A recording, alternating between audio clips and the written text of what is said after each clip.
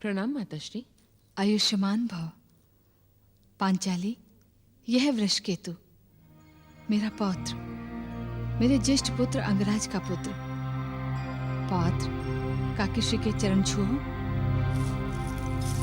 प्रणाम काकीश्री। आयुष्मान भव।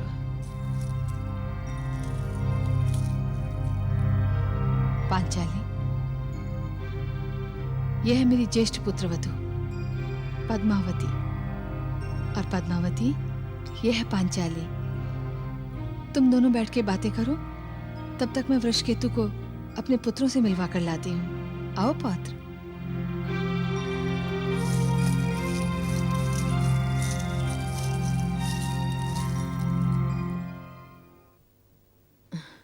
नहीं यज्ञसेनी, मेरे चरण छूने से मुझे पाप लगेगा। क्यों दीदी?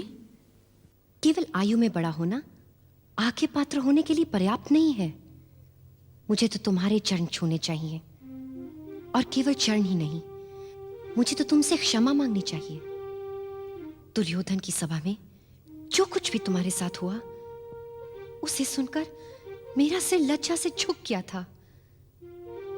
मैं जब उसका वृत्तांत सुन रही थी तो ऐसे लगा जैसे ये स्वयं मुझ पर बीत रही हो। ये तो एक माता, एक पत्नी, एक पुत्री का अपमान हो रहा था। मेरे स्वर्गवासी पति इस महापाप के अंश थे, ये सोचकर मैं धरती में गड़ जाती हूं। क्षमा तो मुझे तुमसे मांगनी चाहिए कि मेरे पति इस लज्जाजनक दृश्य के साक्षी थे।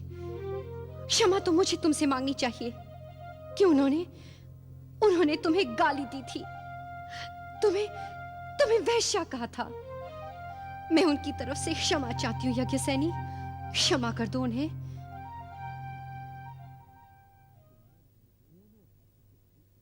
दीदी, क्षमा तो मुझे भी मांगनी चाहिए थी। मैंने भी तो उन्हें गाली दी।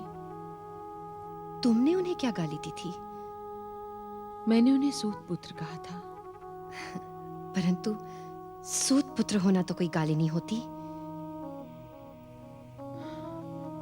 सूत पुत्र कहना कोई गाली नहीं होता दीदी, परंतु गाली समझा अवश्य जाता है। हमारे समाज का यही तो दोष है कि वो पहले किसी के कार्य, किसी के व्यवसाय को उसकी जाति बना देता है, और फिर जाति को गाली।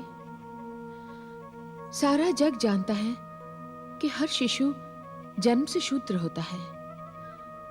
कर्म उसे छोटा या बड़ा बनाता है।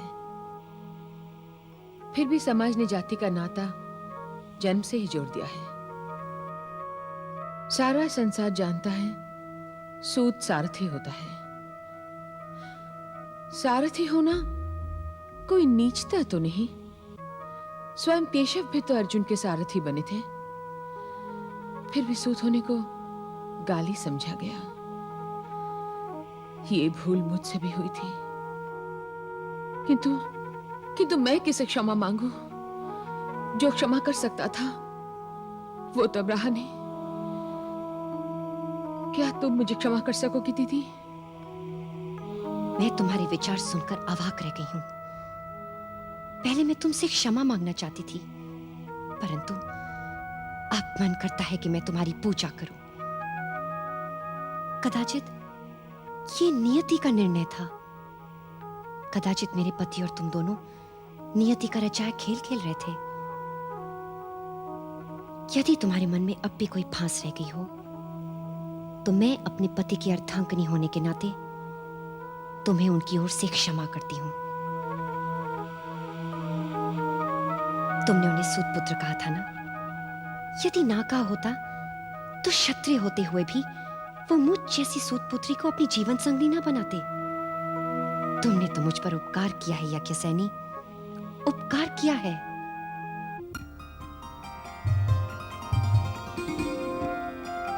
महा